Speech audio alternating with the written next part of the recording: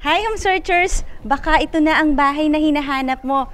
Brand new, modern and elegant duplex dito sa BF Resort Village, Las Piñas. My name is Eva and I am your real estate broker friend. Now let's start the duplex house tour.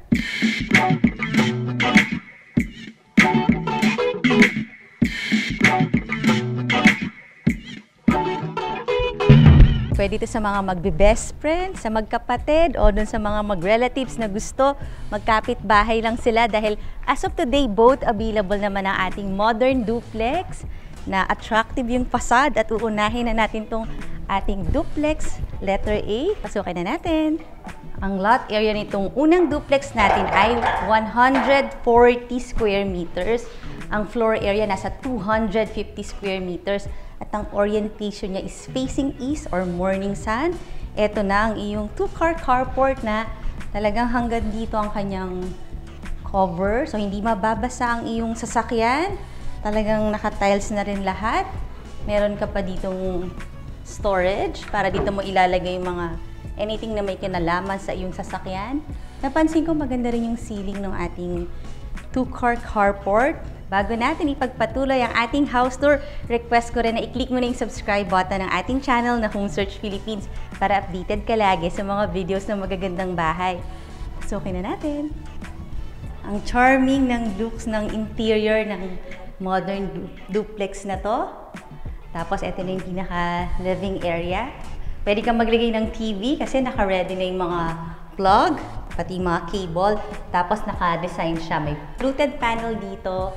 Tapos meron tayong mga cube ceiling. At meron pa ritong mga lighting fixture. So regular naman yung shape niya dito. Tapos malapit lang ang iyong dining area. Magkaiba naman yung ceiling treatment. Dito wood yung design. Tapos meron ka ring lighting fixtures. And under the stairs, meron ka pang anong pwedeng gawin dito? Maliit na study area. And dyan may mga cables. Tapos, meron kagad tayong powder room. Elegant looking yung ating powder room. May another door katabi ng powder room. At ito na ang ground floor bedroom. Maganda yung may ground floor bedroom para sa mga guests. O kung meron tayong kasamang ayaw umakyat ng second floor, pwede itong kanyang bedroom. Meron na siyang mga cabinets. Medyo malalaki rin naman. Tapos ang maganda, may sariling bathroom talaga ang iyong ground floor bedroom. Punta tayo dito sa ating lanay. Meron tayong screen na. Tapos, maganda yung design.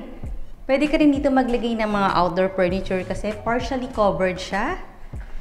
Ito na rin yung pinaka-airwell para may ventilation dito sa iyong dining area na malapit dito sa iyong kitchen. Medyo sizable na rin naman tong kitchen mo. Para sa akin naman, reasonably priced ang iyong modern duplex. Pansin nyo, wala ng mga handle. Dito na lang sa baba. Mga modular cabinet na soft close. Meron tayong double sink, may movable faucet. Tapos dito naman sa side na to, maglalagay ka ng iyong range. May provision for range hood. Dito naman ang iyong kahit double door refrigerator, kasya naman dito. So, sizable. Let's see lang itong mga cabinets natin dito kung soft close din.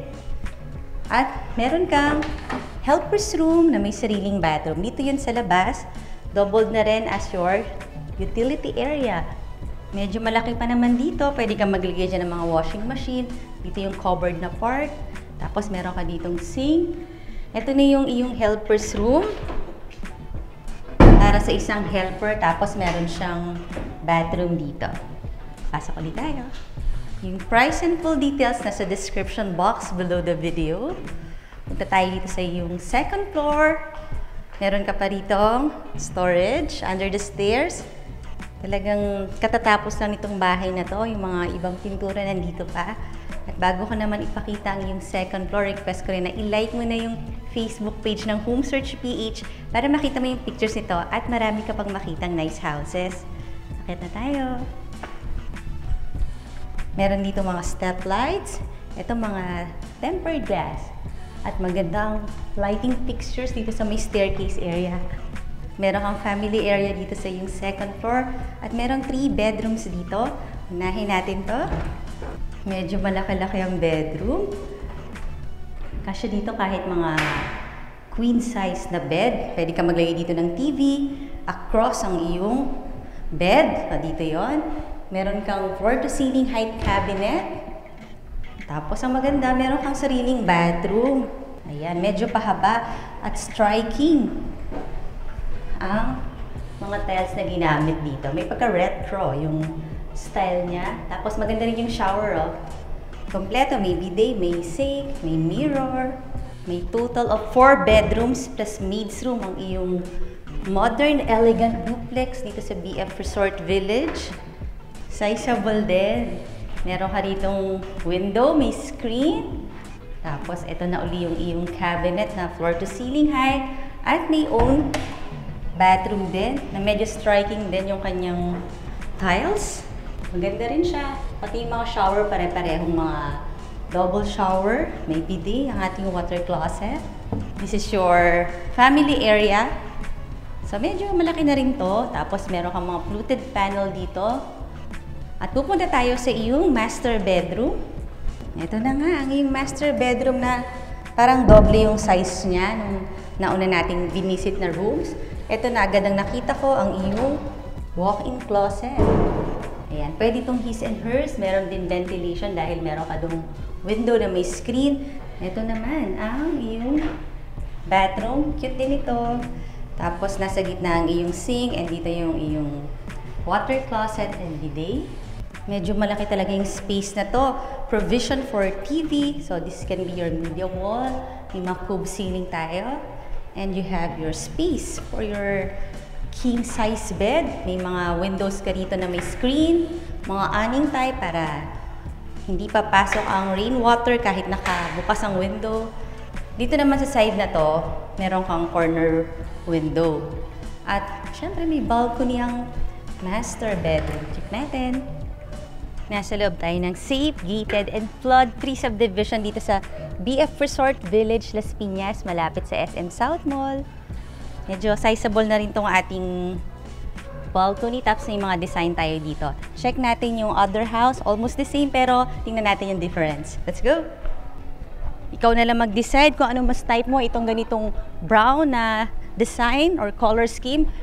Ito naman yung gray na color scheme natin. This is our Duplex B. Kaya kung meron sa inyo naghahanap na dalawang bahay na magkatabi ang kailangan, check out nyo na to. Pasukin na natin. Parang mirror type siya, no, nung katabing duplex. Just the same, meron ka ritong cover hanggang dulo, kaya yung iyong sasakyan hindi mababasa. At kasya dito yung mga van, mga SUV. Meron ka rin ditong design na fluted panel. Tapos meron din ditong storage. Parang kagaya nga talaga sa katabi. Medyo malaki pa siya, ha. May ilaw din. Ayan. So dito mo itatago ang mga gamit na may kinalaman sa sasakyan. So this is 140 square meters din. Ang floor area, the same, 250 square meters. Siyempre, facing east yung ating bahay. Check natin yung loob. Pulido rin ang iyong duplex unit B. Parang pareho nga talaga siya ng layout. Cute ng ating mga lighting fixture. Meron ka ring fluted panel dito. Pero parang ako type ko tong unit na to, Unit B. Meron ka ritong window sa iyong covered lanay. Partially covered lang. Pwede ka pa rin maglagay dyan ng mga outdoor furniture. Meron kang screen. Para naman may ventilation dito sa living and dining area. Meron din, no, under the stairs, meron kang pwedeng gawing, ano ba, pwede nating ilagawin dito. Pwede nyo akong tulungan, lagay nyo sa comment section kung ano pwedeng ilagay doon under the stairs. Meron ka uling cute na powder room. Para sa mga guests, mostly yung powder room. Tapos meron din ground floor bedroom. Sizable din yung bedroom dito sa ground floor. So parang hindi pilit na nilagyan ng bedroom dito sa ground floor. So sa mga kasama nating senior or yung ayaw umakit ng second floor, ito yung pwede nilang gawing bedroom dahil meron naman silang cabinet almost floor to ceiling height. Meron ding own bathroom. Maganda yung design, no? Mga tiles. Parang may pagka-mosaic. Merong bathroom niche. Lahat ng mga ginamit nilang shower, mga magagandang shower.